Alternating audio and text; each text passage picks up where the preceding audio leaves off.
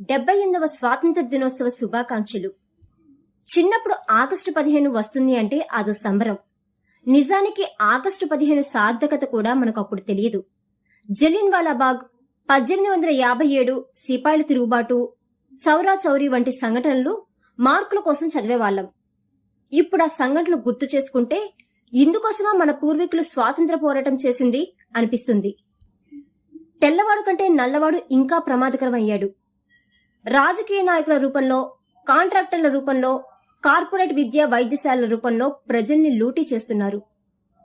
దేశంలోని సంపద మొత్తం పిడికెడు వ్యక్తుల చేతుల్లోకి పోయింది అంటే ఏం జరుగుతుందో అర్థమైపోతుంది. మనకంటే ఆలస్యంగా స్వాతంత్ర్యం తెచ్చుకున్న చాలా దేశాలు వృద్ధి రేట్లో ముందుకెళ్లిపోతున్నాయి. అడుగడుగున అవినీతి రాజ్యం ఏలడంతో జనం జీవితాలు కుదేలైపోతున్నాయి.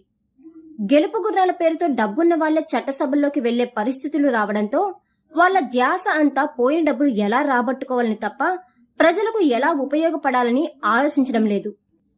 జనం విజ్ఞప్తులు తీసుకుని వస్తే నోటు తీసుకునే కదా ఓటు వేశావు అన్న నిర్లక్ష్యం చూపులు జనంపై వాలుతున్నాయి.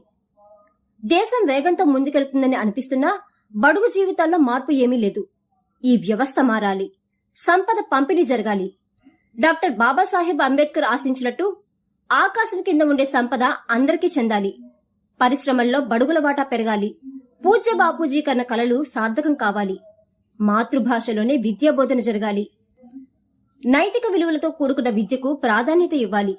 యువ ఇంజనీర్లకు పెట్టుబడులు పెట్టి వారిని వ్యాపార అభివృద్ధిలో ముందుకు తీసుకెళ్లాలి. పిడికిడి మంది చేతుల్లోనే సంపద పోగుపడడం వల్ల క్రమేణా అసహనం పెళ్లుబుకుతుంది. అది మరొక స్వాతంత్ర పోరాటానికి దారి తీసే అవకాశం ఉంది. భూములు ప్రభుత్వం చేతుల్లో ఉండాలి. అవి దున్నేవాడికి అప్పజెప్పాలి. అదే మేరా భారత్ మహాన్